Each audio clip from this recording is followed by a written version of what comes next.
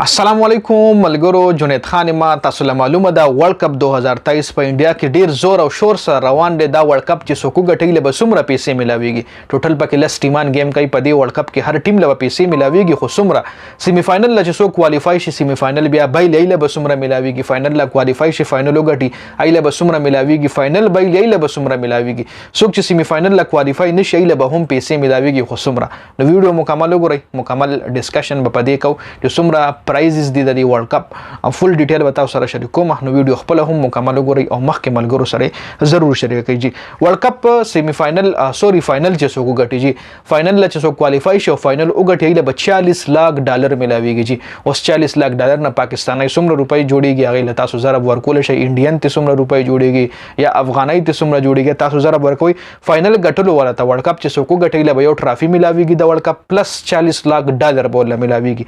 فائنل چې څوک بایلی مطلب فائنل لا کوالیفای شي او رنر اپ ټیم راشي فائنل بایلی جی نو هغه به 20 لک ډالر ملاويږي. جی هغه به ټرافي نه ملاويږي. صرف 20 لک ډالر به هغه کس هغه ټیم لا ملاويږي کم چې فائنل بایلی. جی فائنل لا کوالیفای شي خو فائنل بایلی.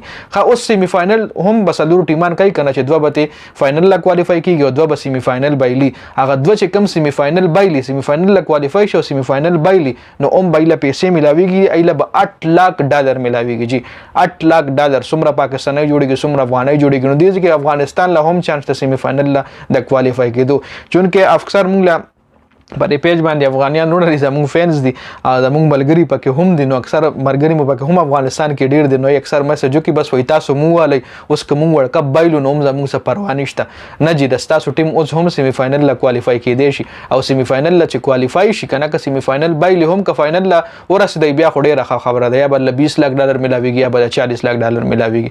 او که سیمی فائنل ته ورسېدی نو 8 لک ډالر بدل ملاويږي. صرف پیسې نه جی صرف پیسې نه د 8 لک ډالر تاسو چې سیمی فائنل لا کوالیفای شي د تاسو به یو نوم راشي چې یو 2023 ورلد کپ کې افغانستان سیمی فائنل لا کوالیفای شو یا پاکستان سیمی فائنل لا کوالیفای شو او تاسو به ګټلی وي چې کم ټیم فائنل وګټي نو ای سره بیا د ټول ټیمان سیریز هم کوي. هر یو ټیم ورځي سیریز کې یو ورلد 11 ور سره هم د ټولي دنیا نه یو ټیم جوړیږي. ورلد 11 ول ویل شي چې ور سره هم یو سیریز کوي. جی نو فائنل ګټلو ډېرې فائدې دي. د خو سپانسران ډېر پیدا شي د کم ټیم چې فائنل وګټي دا ورلد کپ وګټي سپانسران ډېر پیدا شي. هر یو نور ملکونه کوشش کوي چې سیریز ور سره وکي نو پیسې ډېر وطن ته راشي او د سره بورډ مالدار شي. او چې کله بورډ مالدار شي کنه د پاکستان کرکټ بورډ شو یا د افغانستان کرکټ بورډ شو دا چې مالدار شي نو دای بیا نوې ټیلنت هانت پروګرام شروع کی د کیمپونه ولګي مختلف ځایونو کې نوې کلاډیان راوباسي په ملک کرکټ نور هم وسیع شي.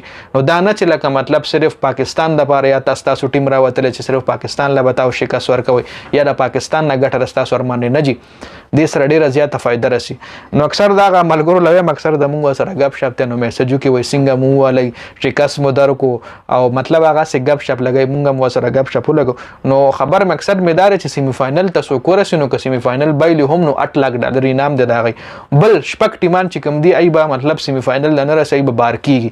ټوټل لس ټیمان دي صدور ټیمان به سیمی فائنل لورسي او شپک ټیمان چې کم دی هغه به سیمی فائنل د بوند نه بهر شي ورلد کپ نه بهر شي. نو هغه شپک ټیمان له به هم پیسې ملاويږي چې مطلب ای کې انګلند هم تاسو له معلوم را چې هغه د سیمی فائنل چانسز به ختم شي نو ای به 1 لک ډالر ملاويږي. دا کم چې سیمی فائنل لا کوالیفای نشي کنه نو هغه به 1 لک ډالر انعام ملاويږي. چې دا د ورلد کپ پرایزز دي. نو دا مکمل اپډیټس فائنل ګټلو ورته 40 لک فائنل بایللو ورته 20 لک سیمی فائنل بایللو ورته 8 لک او نور چې کوم سیمی فائنل نه دي کوالیفای شوی ای له 1 لک ډالر ملاويږي. نو دا د ورلد کپ پرایز ډیره زیاته مننه. والسلام.